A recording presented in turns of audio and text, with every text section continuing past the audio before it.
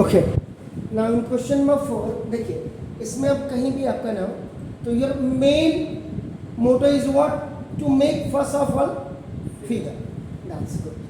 सो now तो solution number 4 है आपका नाम, देखो दिस ना, तो using the similar triangles prove that the line drawn from the mid point of one side of the triangle is parallel to the another side and the bisect the third side.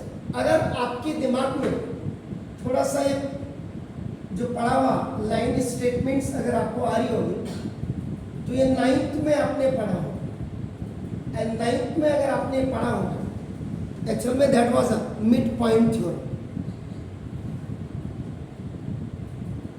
इसलिए मैंने बोला classes हम भले ही upgrade कर लेते हैं, लेकिन हमारी नॉलेज अगर बिल्कुल नहीं है तो उसका कोई फायदा नहीं. एकेडमिक में 90-100% लाके कोई फायदा नहीं if your future is not secure. तो देखो दिमाग वहां भी लगाना आपने. तो ट्राइंगल जब भी आता तो 9th के ट्राइंगल्स को भी रिकॉल करिए अपनी मेमोरी में, वहां कॉन्करेंसी था. So now just compare both the things, आपको the similarity and the concurrency आपके दिमाग में आना चाहिए. Okay, now there is no problem. देखो यूजिंग अब आपने ये करना है, सिमिलर ट्राइंगल यूज करना है. इस prove that the line drawn from the mid point. अब इतना ये जो आपका डी है, this is the mid point, this is the mid point of आपका नाम, देखो दिस इज द ए. तो अगर any line which is going through the midpoint of first side parallel to the second side, bisect the third side. This is the first side हो गया आपका. A line drawn from the midpoint of your first side is parallel to the second side, bisect the third side. अगर आप 9th के syllabus के हिसाब से जाएंगे तो that is a mid point theorem. इसके बाद सिंपल आपका क्या कह रहा है, अगर आप इसको देखो तो ही इज सेइंग दैट आपको जो टू प्रूव करना है basically AE is equal to EC prove करना है. This you have to prove.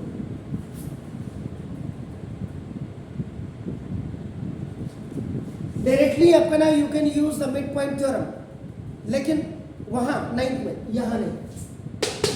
यहां तो उसने क्लियर आपका ना he has given you the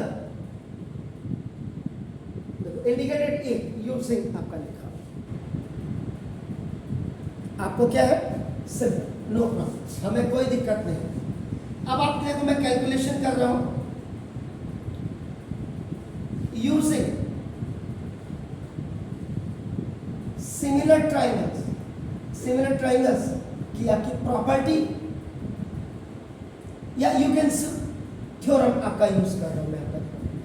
तो ये यहां पे in triangle ABC DE is parallel to now BC given है. Parallel to the another side लिखा आपने बिल्कुल क्लियर किया मैंने. देखो सेकंड साइड ही अनदर साइड है अपना, देखो कैसे. तो जब किसी भी ट्रायंगल में एक लाइन अपना बेस के साथ पैरेलल होगी तो क्या होगा, what will use there BPT. BPT का मतलब आपका क्या हो जाएगा, AD upon DB equal to AE upon AC. यहाँ पे क्या लिखेंगे आप, बाय BPT. ये जरूर लिखिएगा, don't forget to write this. ये आपका E कैसे हुआ, हाउ इट हैपन, ये आप लिख रहे हैं यहाँ पे, you are writing the cause है. नहीं नो प्रॉब्लम, बस सर बस. तभी तो थ्योरम क्यों आप जो क्वेश्चन कर रहे हैं आप, हाँ उसमें थ्योरम प्रूव करते रहेंगे. 50 सवाल करेंगे तो 50 सवाल में थ्योरम थोड़े करेंगे सर. तो फिर इसमें बस कहानी का थ्योरम प्रूव करने नहीं करनी कोई कोशिश नहीं, बस बाय BPT थ्योरम बस. Only you have to write here अपना ये लिखा ऐसे क्या. Now D is the mid point of a, यानी कि फर्स्ट साइड का दिस इज गिवन, इसका मतलब क्या हो गया, therefore AD is equal to DB हो। भाई जब मिड पॉइंट होगा तो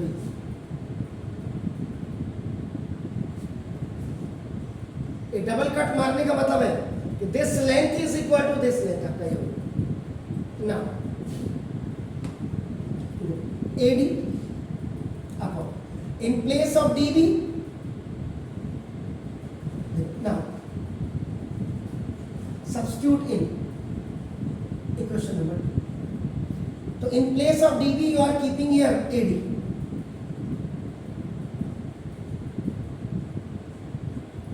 X1 1 is equal to AE upon EC, ये ऊपर गया तो therefore AE is equal to EC। देखिए तो जब AE जब this is equal to this one तो therefore E is the midpoint of this। हो गया सर, क्लियर? बताइए कोई दिक्कत है? इसका मतलब therefore DE bisect AC। आपके कॉर्ड जबरदस्त होने चाहिए सर, तभी आपका नाम, जबकि डायरेक्ट वहां तो सीधा ही लिख देते आप, बाय मिड पॉइंट थ्योरम तो हो जाता,